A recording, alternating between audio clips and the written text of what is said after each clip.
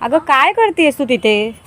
अहो मी शूटिंगच्या निमित्ताने एका छोट्याशा खेड्या गावात आली आहे. बरं. आणि इथलं जे क्लायमेट आहे, वातावरण आहे ना, बापरे, मी प्रचंड प्रेमात पडली आहे.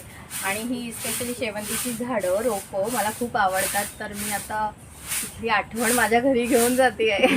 अच्छा, म्हणजे तुला झाडांचा खूपच छंद आहे तर. हो, मला प्रचंड, मी प्रत्येक ठिकाणी कुठे कुठे गेली ना की प्रत्येक ठिकाणाहून एखादं तरी रोप घेऊन येते आणि माझ्या गॅलरीमध्ये ते रुजवते. म्हणजे आयुष्यभरासाठी मला ती आठवण माझ्याजवळ त्या लोकांची, तिथल्या जागेची आठवण मी जपते. नाही नाही, खरंच काही गोष्टी खरंच आयुष्यात खूप जपायच्या, महत्त्वाच्या असतात.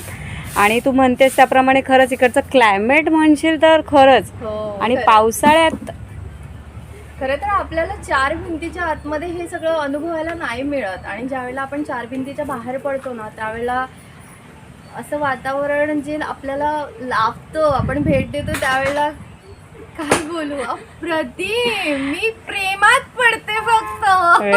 मस्तच ग. जरा काही गुणगुणशील का ग काहीतरी या निसर्गासाठी? आता मला तसं काहीच आठवणार बघ ना किती छान झुळूक वारा सुटलेला आहे. आणि एकच एक मराठी गाणं आहे, जे माझा आवाज काही एवढा चांगला नाहीये, बट एकच गाणं आहे की ठीक आहे, पण तुझ्या प्रेक्षकांना नक्कीच आवडेल ते ऐकायला. काही एवढं नको. ते एक मराठी गाणं आहे की धुक्यातून, काय ते, धुक्यातुनी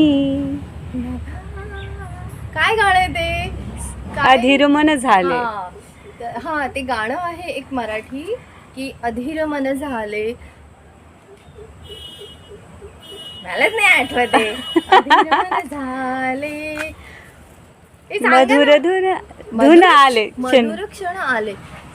धुक्यातुनी नभातले सख्या प्रिया सरीतुनी सुरेल धुंद स्वर आले. अगं बाई बाई बाई, मला काही ते गाणं आठवत नाहीये, बट जे गाणं आहे ते या क्लायमेटशी मिळतं जुळतं. वा वा चला चला चला, धन्यवाद धन्यवाद धन्यवाद धन्यवाद.